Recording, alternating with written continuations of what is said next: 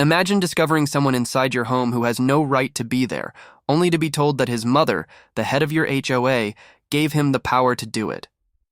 That's exactly what happened in this story, and what followed was a spiral of entitlement, arrogance, and a shocking downfall that no one in the neighborhood saw coming. But trust me, the ending will leave you stunned, because the law had the final word. Before we dive in, make sure you hit that subscribe button and ring the bell so you never miss another unbelievable HOA or Karen drama. Drop a like if you enjoy these stories, because this one is about to get wild. The neighborhood had always seemed picturesque on the outside.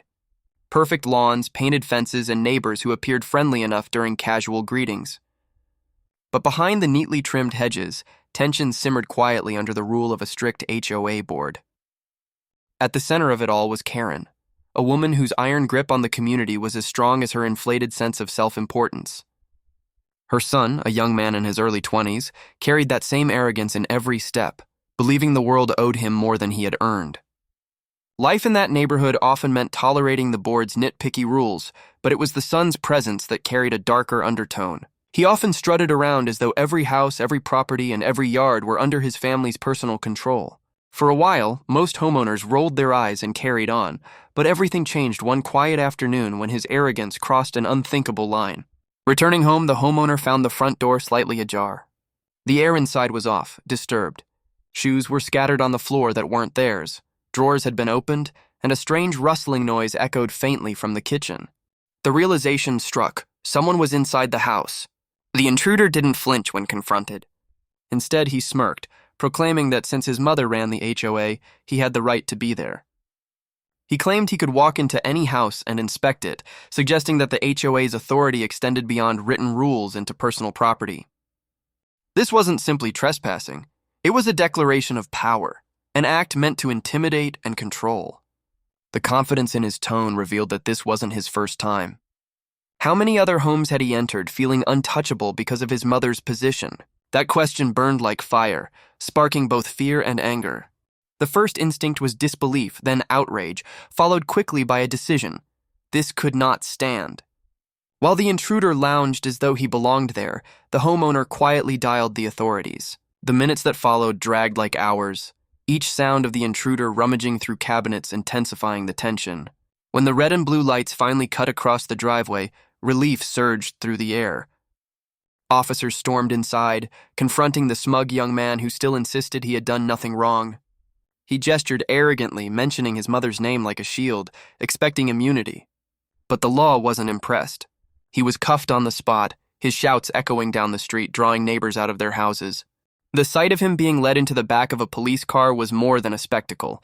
It was a revelation to the community that his untouchable act had limits. The tension in the neighborhood was about to erupt into something bigger, as the HOA's power was about to be questioned in ways it never had been before. And this was only the beginning. The arrest sent ripples across the community, dividing neighbors into those who had long suspected the HOA was abusing power and those who still clung to Karen's leadership. For years, her reign had been unquestioned. Her rules, no matter how petty, were enforced with a level of aggression that left residents too exhausted to push back. From dictating lawn heights to issuing fines for the color of mailboxes, she thrived on the discomfort she created. But the incident with her son shifted the balance. Suddenly, whispers turned into conversations.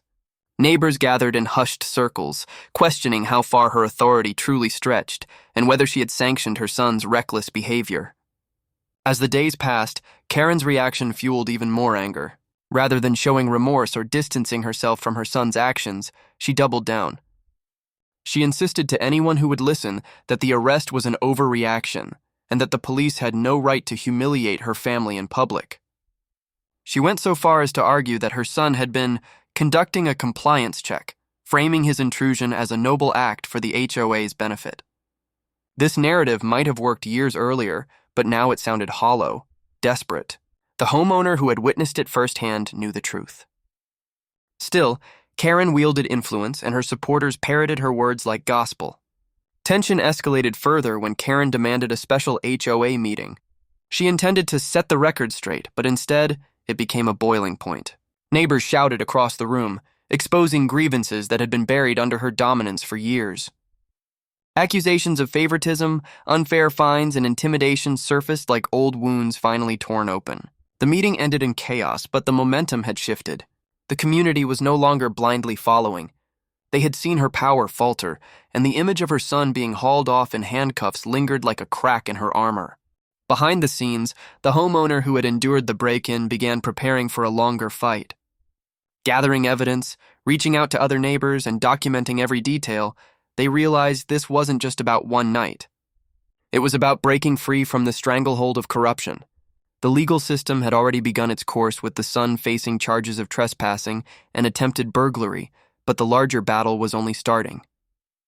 With Karen's desperate attempts to protect her reputation, the community was headed toward an inevitable showdown where her control would be tested against the very people she had ruled for so long.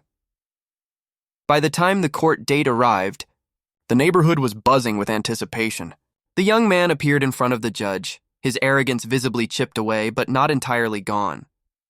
His defense leaned heavily on the idea that he was acting under HOA authority, a claim so absurd it drew murmurs of disbelief from the courtroom. Witnesses were called, evidence was presented, and the homeowner recounted the fear and anger of finding him inside their home. The prosecutor painted a clear picture. This was no compliance check, this was a crime born from entitlement. Karen sat in the gallery, her expression hardened into stone, glaring at anyone who testified against her son. But her presence did little to sway the proceedings. The law was clear, and her influence stopped at the courthouse doors. When the verdict was read, the community collectively held its breath. Guilty on multiple counts, the young man was sentenced to serve time behind bars. Gasps echoed, some in shock, others in satisfaction. For the first time, accountability had reached the untouchable family. The image of him being led away in shackles was burned into memory, a mirror of the police car scene that had started it all. The fallout was swift. Neighbors who had once stood by Karen now avoided her, their loyalty fractured. Fines were questioned, rules ignored, and her authority weakened. The HOA board, sensing the shift, began discussing her removal, something unthinkable just months earlier. Karen fought back viciously, but the tide had turned. The homeowner, once just a target of her son's arrogance, had become the catalyst for change. Though the legal battle wasn't theirs alone, their courage had lit the spark. In the weeks that followed, the neighborhood slowly began to breathe easier. The sense of fear that once lingered over every lawn inspection and violation notice dissipated. People spoke more freely, uniting against a common enemy. While Karen clung desperately to her position, it was clear her reign was crumbling. And as for her son, his time behind bars served as the final reminder that no one, no matter how entitled or connected, was above the law. And that wraps up this unbelievable story of HOA arrogance, entitlement, and justice finally being served. If you enjoyed watching this drama unfold, make sure you hit that like button and subscribe for more stories just like this. Share your thoughts in the comments. Have you ever dealt with an HOA nightmare or a neighbor who thought they were above the rules? Thanks for watching, and I'll see you in the next one.